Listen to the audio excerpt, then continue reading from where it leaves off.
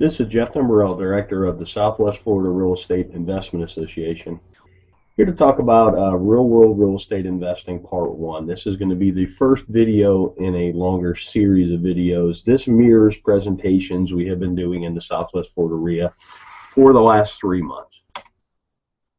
Disclosure, we're sharing our own experiences and knowledge with you. Please do your own due diligence before utilizing anything here. This is not to be construed as investment advice, and you should seek competent counsel before trying this at home. In the past 3 years, we've assisted and advised and had ownership interests in several private equity entities that employed over $14 million in capital in the Florida market, which gave us not only unique insight as to the amount of business we've done, it also gave us some great insight into how institutionalized investors employ capital. Number one key to being successful is to understand what you're there to do. In my opinion, this is the most important thing. There's so many people running around the world. There's a lot of people wanting to run around and try and do real estate investing.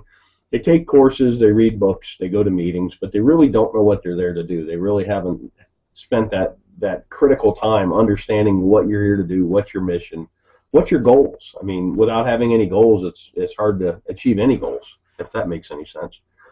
From our experience, the clearer the plan you have, you will be able to operate with a margin of safety. And that's the key word in this business, a margin of safety, because the ones that survive, last, and grow true wealth are the ones that don't make mistakes or make mistakes that you can recover from. Investing in real estate. Investment is the purchase of an asset or an item with the hope that it will generate income or appreciate in the future and be sold at a higher price. Keyword, the future for investing. So what does that mean? The act of committing capital to an endeavor with the expectation of obtaining an additional income and or profit. That's what investing is. Something I've learned over the years is kind of like a narrative. It's a why in the road when you're talking to somebody that's in real estate. Are they a trader or are they an investor? Investors buy and hold. They get a return from the assets they own. Traders wholesale. Traders fix and flip. Nothing wrong with it. I do it. I've done it in the past. I'm trying to do it again today. I'm doing a marketing campaign as we speak, looking for contracts to wholesale. With that said, it's two different narratives and even two different valuation processes, investor versus trader. You need to recognize the difference between the two. Basic questions for an investor. How much capital are you employing? What's your desired rate of return? When are you going to need this capital back? And then what's your risk tolerance? Those 4 questions are how you determine what you're there to do. Then we'll talk about capital. There's an opportunity cost of capital, and particularly when you're raising capital, which I've been part of some private equity raises, you really need to understand what other opportunities are out there for investors, because generally why would you buy a piece of real estate that pays you 2% a year with all the headaches associated with that, when you can, if you could at the same time own a CD at 5 with none of the headaches. Give you a chart on 10-year T-bills, talk about opportunity cost.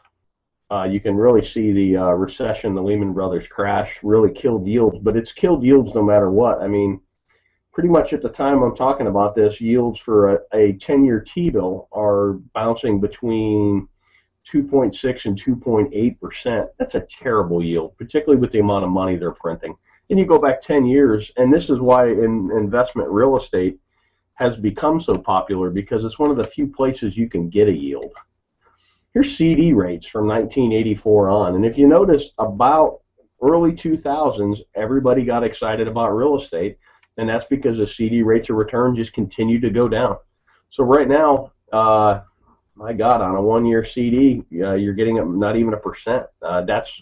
That makes real estate attractive, and that's something to watch as well. As CD rates and other rates on financial instruments go up, real estate may not appear as sexy, particularly to an investor who bought in the valley and bought right and has quite a bit of gain on the table. So opportunity costs in the real world. We already kind of talked about this. Most investors we know are looking for at least 6% a year. I know guys that are even looking for 15, and that's a cash on cash, not an internal rate of return. That would be a whole nother video that could be a whole day's worth, understanding the difference between the two. But what here I'm talking about is a yearly cash on cash return. And you got to be mindful of unrealistic expectations. I've seen people that have pitched 30% returns, and I've seen investors that are looking for 30% returns. And it's really hard to do. There's a lot of randomness and a lot of happenstance, and you're going to lose a lot more than you're going to win when you're dialing up those kind of deals.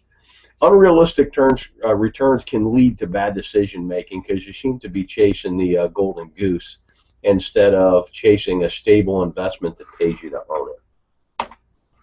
Let's talk about risk tolerance. These are two great quotes by Warren Buffett. And risk tolerance is really age dependent and your financial situation dependent as well. But here's a great quote. Look at the market fluctuations as your friend rather than your enemy. Profit from folly rather than participate in it. And that's most real estate investors, you're supposed to be a contrarian. I kind of put the world in, you're either a salmon or you're a lemming. You're either running with the crowd or you're running against the crowd. And here's another great one. The main danger is that the timid or beginning investor will enter the market at a time of extreme exuberance and then become disillusioned when the paper losses occur.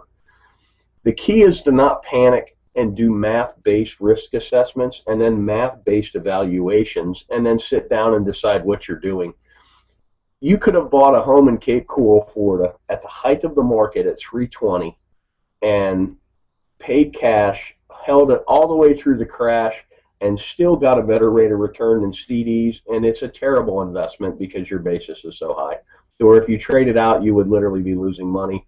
But it's sad but you actually would have outperformed the CD, and that's kind of a interesting thing. We did some case studies of people that had bought at the top and had they held and if they had mortgages, and I think that video is on our YouTube channel as well.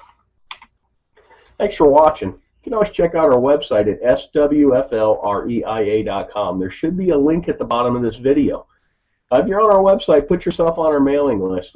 We send out a lot of foreclosure information. We send out our meeting notices, and we also from time to time send out information like this.